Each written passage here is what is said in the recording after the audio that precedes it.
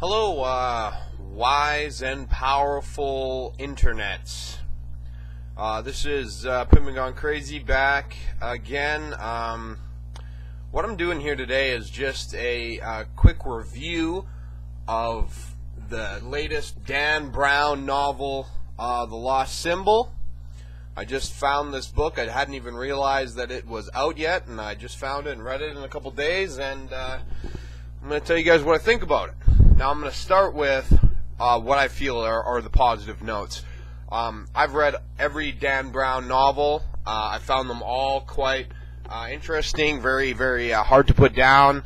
You know, I like the way that he writes in general. Very small chapters, so it's easy if you like only have a couple minutes each day to read. You can put down a couple chapters and still finish a book without having to do what I hate, which is quit reading halfway through a chapter. I hate that.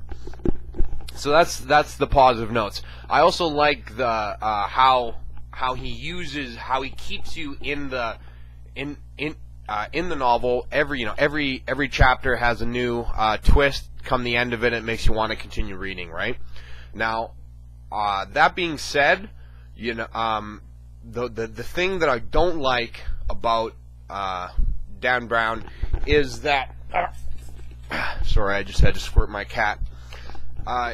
Is that you know, once you've read a few of Dan Brown's novels, then when you crack into a third novel, you kind of know what's going to happen, no matter what book it is. If it's Digital Fortress or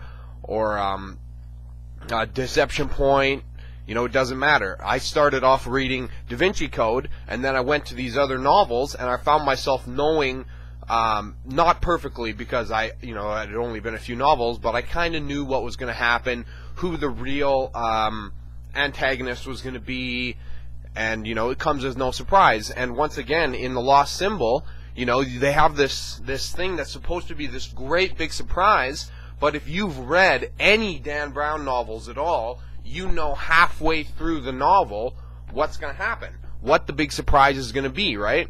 And so for that reason, I found it to be very, very disappointing. So, like I said, if you don't know the way that Dan Brown writes, then you'll find the novel very interesting and intriguing and fast-paced. However, seeing as this is the third installment of Robert Langdon, if anybody rushes out to the bookshelves to get this, it's probably because they already read the first two books already, and so, you know, it's going to be a major letdown. So that's the way I feel. Like I said, I still like the writing. I just found it very, very predictable. But other than that, all the science involved in the book is very, very stimulating.